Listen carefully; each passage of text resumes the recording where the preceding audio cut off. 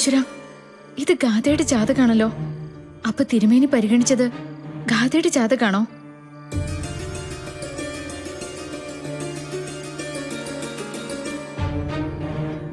എന്താ കുട്ടി നോക്കുന്നത്? കുട്ടിയുടെ ജാതകമാണ്. പരിശോധിക്കണമെന്ന് പൂജാരി പറഞ്ഞപ്പോ മുത്തശ്ശി എടുത്തു കൊടുത്തതാണ് മോളെ.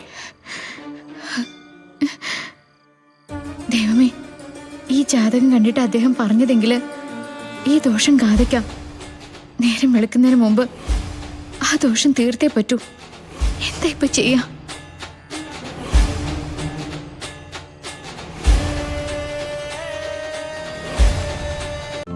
ഇന്ന് തന്നെ ഡൗൺലോഡ് ചെയ്യൂ. കാണൂ നിങ്ങളുടെ ഫേവറേറ്റ് ഷോസ്.